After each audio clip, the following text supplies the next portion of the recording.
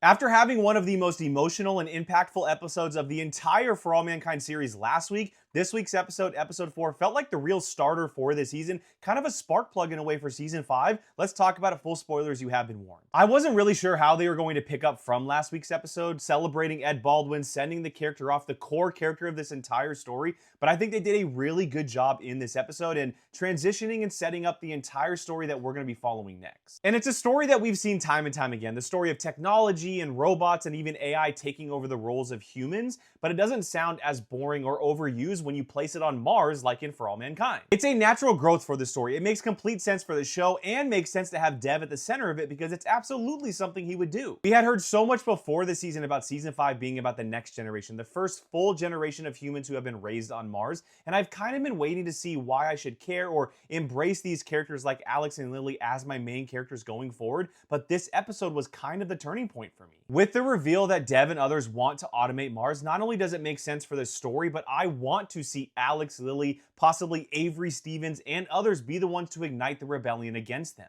We are constantly seeing younger generations do this throughout history, but when it comes to the character of Alex, for him being the one to lead it, it's very fitting for his character, and it's something that his grandfather would do. We have seen all types of defiance and rebellion type arcs throughout this show, with Ed Baldwin at the center of it, but this is definitely uncharted territory, and I'm really looking forward to seeing what comes from it. I mentioned Avery Stevens earlier. Now, this is not the first time we have seen the character, but the first time we have met her. I could understand if you were a little confused on who this character was, this storyline in the episode. Avery Stevens, Avery Jarrett, or AJ, but she is the granddaughter to Gordo and Tracy Stevens, the two legendary astronauts, which this would not all be happening if they didn't sacrifice their lives. But she is also the daughter to Danny Stevens, who is the son to Gordo and Tracy, the character from season 3 who worked alongside Ed Baldwin, who had a slight mental breakdown, not a slight mental breakdown, a pretty big mental breakdown that led to his suicide at the end of the season. And that is why there was such an emphasis on the polygraph and her mental state in this episode because of her father. I'm really looking forward to seeing her on the moon and how her story aligns with characters like Alex and Lily, mainly because of her age,